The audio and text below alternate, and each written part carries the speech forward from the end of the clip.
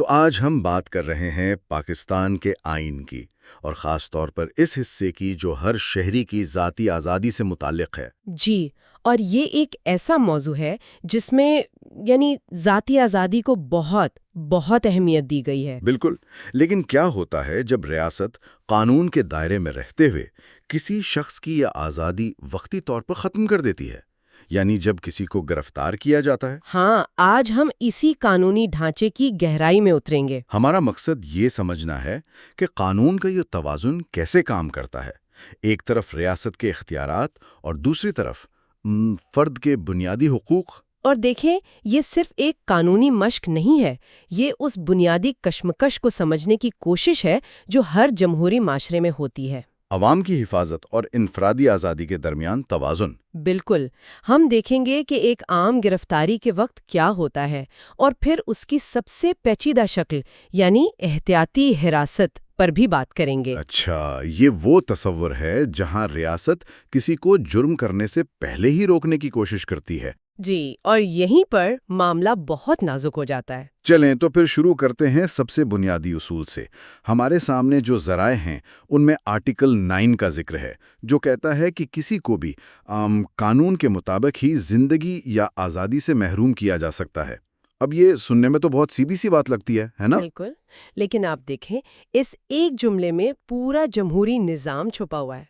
اچھا۔ جی، اس کا اصل مطلب یہ ہے کہ حکومت اپنی مرضی سے کوئی بھی قدم نہیں اٹھا سکتی، اسے اپنے ہی بنائے ہوئے قانون پر چلنا پڑتا ہے۔ یعنی کوئی بھی ادارہ یہ نہیں کہہ سکتا کہ ہمیں لگتا ہے یہ شخص خطرناک ہے، اسے بند کر دو۔ نہیں کہہ سکتا، انہیں ایک طے شدہ قانونی راستہ اپنانا پڑے گا۔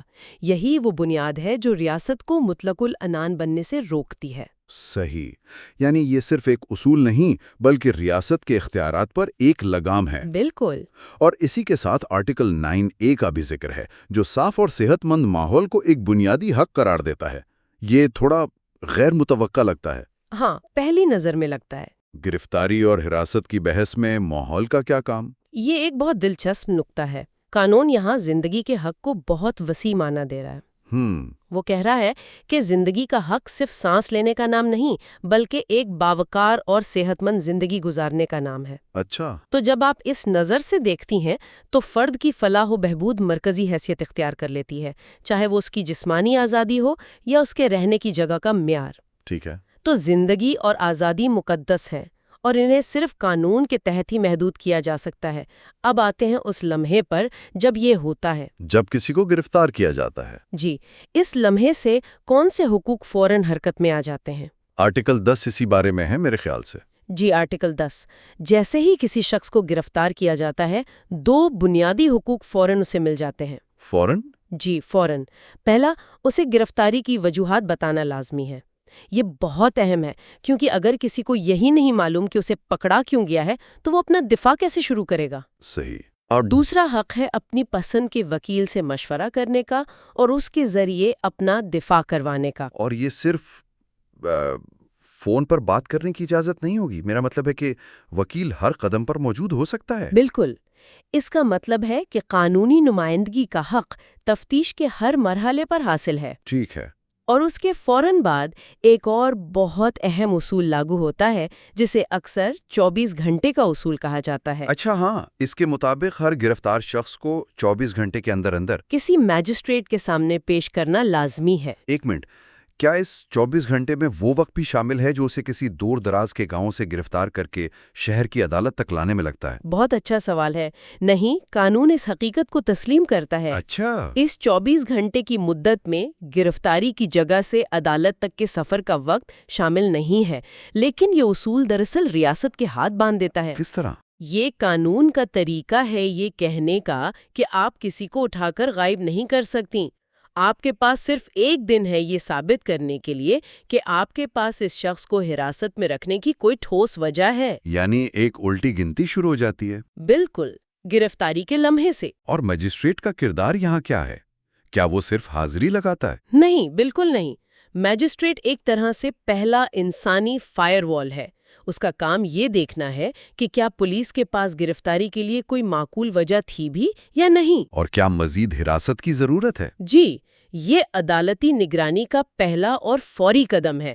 جو اس بات کو یقینی بناتا ہے کہ انتظامیہ اپنے اختیارات سے تجاوز نہ کرے۔ یہاں تک تو بات سمجھ آتی ہے، یہ عام گرفتاری کے اصول ہیں، لیکن یہیں سے معاملہ بہت دلچسپ اور پیچیدہ ہو جاتا ہے۔ جی ہمارے سامنے جو متن ہے وہ واضح طور پر کہتا ہے کہ یہ سارے اصول، یعنی وجوہات بتانا اور 24 گھنٹے میں پیشی، دو قسم کے لوگوں پر لاگو نہیں ہوتے۔ ایک تو دشمن ملک کے شہری اور دوسرے وہ لوگ جنہیں احتیاطی حراست کے قانون کے تحت گرفتار کیا گیا ہو۔ یہ احتیاطی حراست کیا بلا ہے؟ یہی وہ نقطہ ہے جہاں قانون کا توازن قومی سلامتی کی طرف جھک جاتا ہے۔ اچھا، احتیاطی حراست کا تصور دیکھیں، عام گرفتاری سے بالکل الٹ ہے۔ عام گرفتاری کسی ایسے جرم کے لیے ہوتی ہے جو ہو چکا ہے، صحیح۔ جبکہ احتیاطی حراست کا مقصد کسی شخص کو مستقبل میں کوئی ایسا کام کرنے سے روکنا ہے جو ریاست کی سلامتی، دفاع یا امن عامہ کے لیے خطرناک سمجھا جائے۔ ایک منٹ، یہ تو بہت خطرناک بات لگتی ہے۔ میرا مطلب ہے آپ کسی کو اس کام کے لیے حراست میں لے رہے ہیں جو اس نے ابھی تک کیا ہی نہیں۔ جی، یہ تو بہت موضوعی ہو سکتا ہے۔ کون فیصلہ کرے گا کہ کسی کے ارادے خطرناک ہیں؟ آپ کا خدشہ بالکل بجائے۔ اور دیکھیے، اسی لیے قانون نے اس غیر معمولی اختیار کے غلط استعمال کو روکنے کے لیے ایک بہت مضبوط حفاظتی نظام بنایا ہے۔ اور وہ کیا ہے؟ کیا حکومت کا یہ اندیشہ حقیقی ہے یا نہیں؟ یعنی کیا کسی کو اس بنیاد پر حراست میں رکھنا واقعی جائز ہے؟ جی بالکل۔ تو اس ریویو بورڈ کو ایک طرح کی اسپیشل ایمرجنسی عدالت سمجھا جا سکتا ہے۔ پھر اس میں کون لوگ ہوتے ہیں؟ بالکل، آپ اسے ایسا ہی سمجھ سکتے ہیں۔ اس کی تشکیل ہی اس کی سنجیدگی کو ظاہر کرتی ہے۔ اگر حراست وفاقی قانون کے تحت ہوئی ہے تو سپریم کورٹ کے چیف جسٹس یہ بورڈ بناتے ہیں۔ اس میں ایک چیئرمین اور 2 دیگر ارکان ہوتے ہیں، اور یہ سب سپریم کورٹ یا ہائی کورٹ کے موجودہ یا ریٹائرڈ جج ہوتے ہیں۔ یعنی ملک کے سب سے سینئر اور تجربہ کار قانونی دماغ۔ جی، اور صوبائی معاملے میں متعلقہ ہائی کورٹ کے چیف جسٹس یہ بورڈ تشکیل دیتے ہیں۔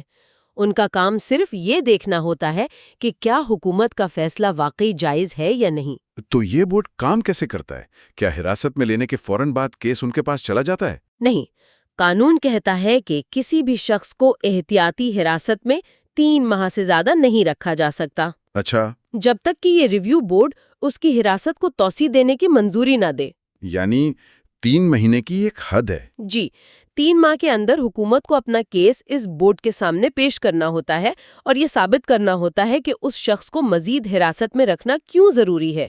اور زیر حراست شخص کو بھی سنا جاتا ہے؟ جی، بورڈ کو زیر حراست شخص کو ذاتی طور پر سننے کا موقع بھی دینا ہوتا ہے۔ اگر بورڈ سمجھتا ہے کہ حکومت کے پاس کافی وجہ ہے تو وہ حراست میں توسیع کر سکتا ہے۔ اور پھر اسے ہر 3 ماہ بعد کیس کا دوبارہ جائزہ لینا ہوگا۔ لیکن یہاں ایک اور پیچیدگی ہے۔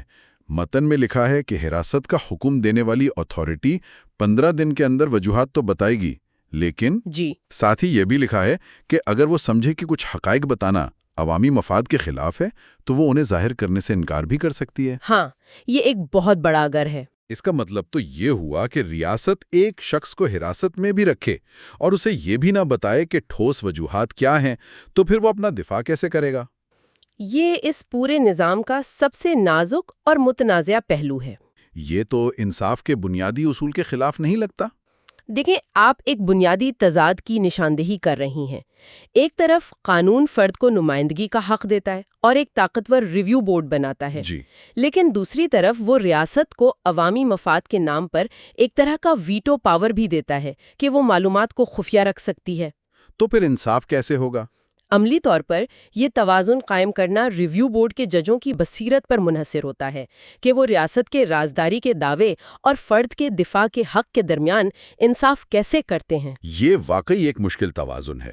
ویسے اسی متن میں ایک چھوٹی سی لیکن دلچسپ تفصیل یہ بھی ہے کہ یہی بورڈ حراست کی جگہ کا تعین کرتا ہے اور زیر حراست شخص کے خاندان کے لیے گزارا الاؤنس بھی مقرر کرتا ہے۔ جی، اور یہ چھوٹی سی تفصیل بہت اہم ہے۔